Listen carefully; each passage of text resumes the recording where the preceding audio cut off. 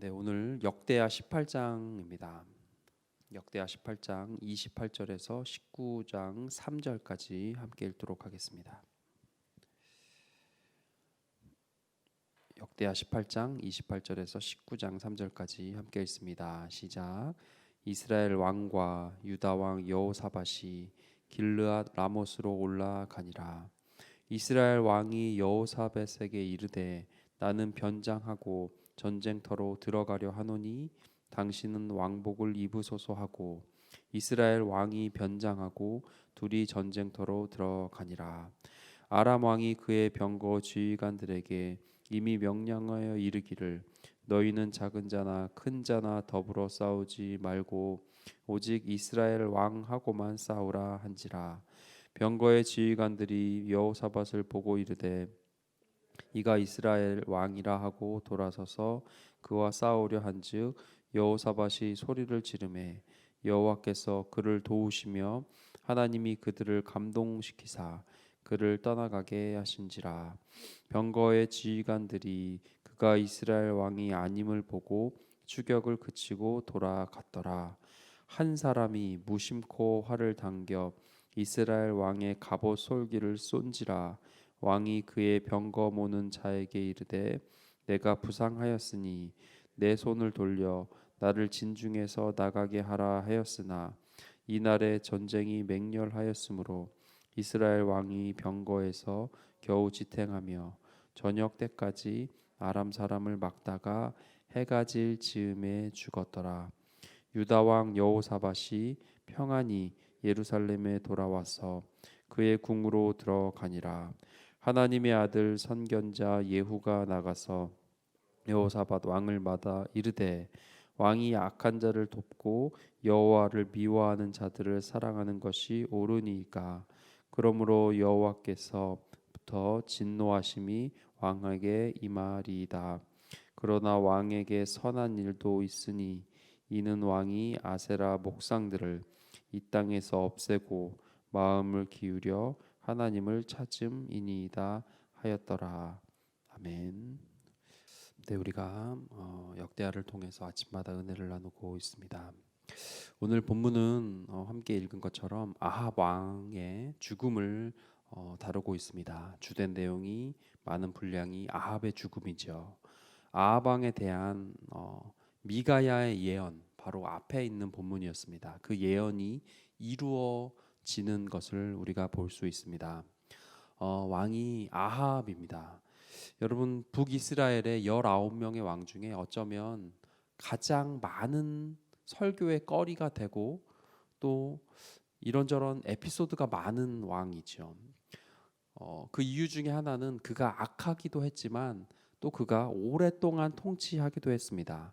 북이스라엘의 왕 중에 세 번째로 많은 기간을 통치했습니다. 22년을 통치했죠. 그래서 또한 그의 와이프가 부인이 이세벨 바알 제사장의 딸입니다. 그래서 바알 숭배가 만연했던 정말 최악이었고 흉측했다는 왕으로 기록된 아내 이세벨에 의해서도 또 우상의 백화점을 만든 각종 우상을 그렇게 섬긴 악정을 행한 왕으로 우리는 기록을 알고 있지요. 근데 그럼에도 불구하고 아합 왕은 강력한 통치, 힘이 있었던 왕입니다. 그래서 심지어 모압에게 조공을 받을 정도로 군사적으로 그리고 경제적으로 부흥했던 시기이기도 합니다. 심지어 남유다의 여호람 왕이 이 아합과 이세벨의 사위가 되기도 합니다. 그래서 그 엄마의 그 사위처럼 우상을 섬기는 일이 유다에도 그렇게 이어지는 것을 우리는 볼 수 있습니다. 이러한 악한 왕, 흉측하고 최악이었던 아합의 죽음을 기록하고 있습니다. 그런데 이 죽음이 앞에 이미 예언된 사건이라는 거죠. 미가야의 예언을 듣고 아합은 꾀를 내서 죽지 않으려고 오늘 우리가 읽은 것처럼 변장을 하고요. 여호사밧에게 왕인 것처럼 그렇게 시키고요. 전쟁터로 나갑니다. 근데 그 결과가 어떻게 됐죠? 그럼에도 불구하고 그가 애쓰고 머리를 굴렸지만 33절에 보면 한 사람이 무심코 활을 당겨서 갑옷 솔기에 맞습니다. 그리고 해가 질 즈음에 죽었더라 했습니다. 한 사람 누군지도 모릅니다. 어떤 정말 저격수 뛰어난 인물도 아니었고요. 그냥 단순한 병사였던 것 같아요. 근데 그가 무심코 겨누지도 않은 그 활을 받고 솔기를 맞았다고 했습니다. 솔기는 천과 천이 맞대어지는 그 사이를 말합니다. 그래서 거기만 안 맞으면 되는 가장 약한 부분, 한 사람이 무심코 쐈는데 하필 여기만 안 맞고 다른 데 맞으면 될 것 같은데 거기를 맞았다는 거죠. 그래서 그가 죽었죠. 그렇게 죽지 않으려고 애썼는데 피할 수 없었다는 얘기입니다. 우리는 이 사건을 보면 이렇게 생각할 수도 있습니다. 안 되는 사람은 몸부림쳐도 안 되는구나.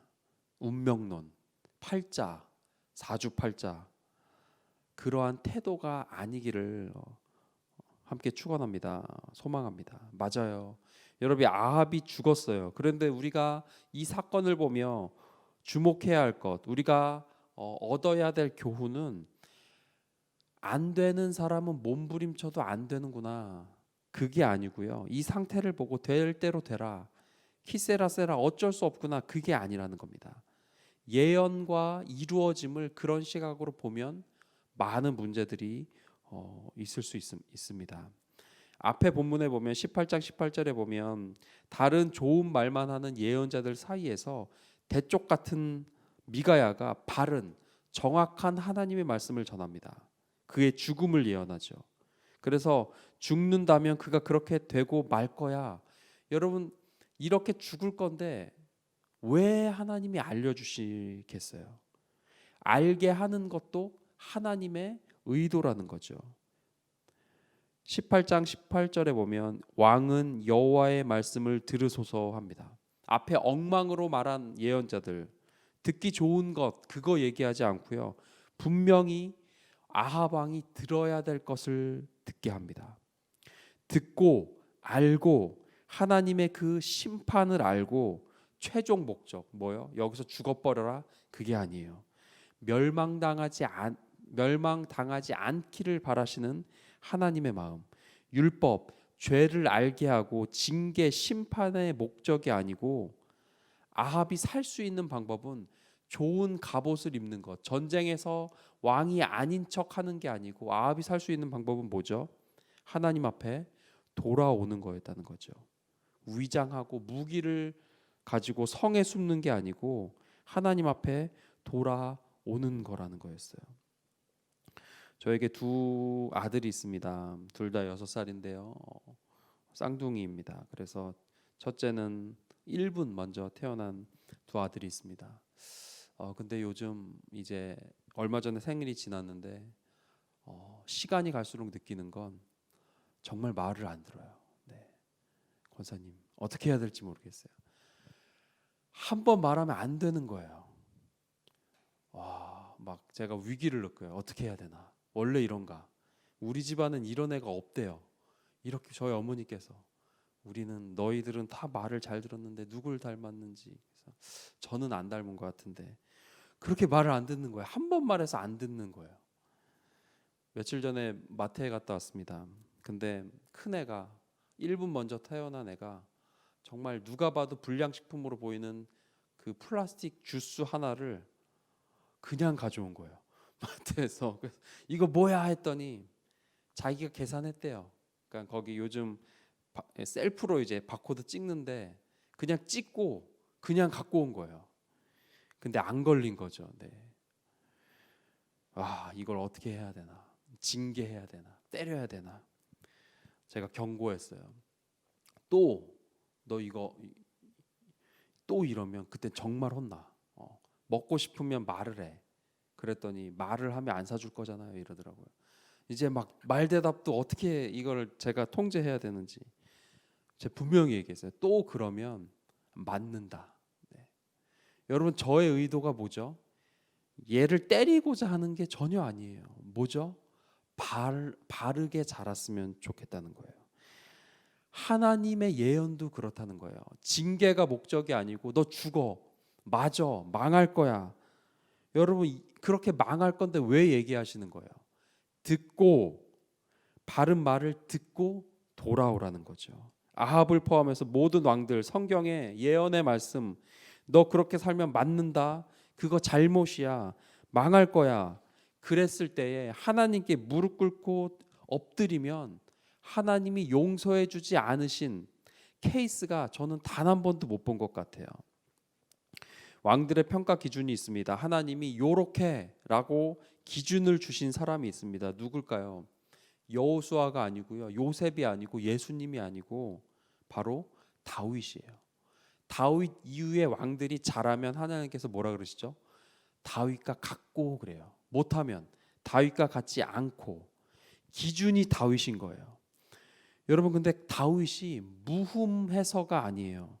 다윗이 완전 무결하고 전과가 전혀 없는 사람이 아니라는 것을 우리는 너무나 잘 알고 있습니다. 그가 예수님과 같은 인물이 아니었어요. 초인이 아니었고요. 걸리는 것이 너무나 많은 연약한 인물이었어요. 근데 하나님이 다윗을 기준으로 삼으신 다윗의 위대성이 뭡니까? 나단 선지자가 간음을 지적할 때 바로 엎드려서 무릎 꿇고 바로 회개할 줄 알았던 인물이에요. 그가 우리의 기준인 거죠. 그렇다면 우리에게도 희망이 있다는 얘기입니다. 다시 시작할 수 있고 이런 연약한 믿음의 선배도 하나님께서 기회를 주시고 그 기회를 듣고 잡으면 망하지 않게 하시는 좋으신 하나님이라는 것이 우리에게 소망이고 기쁨의 소식입니다.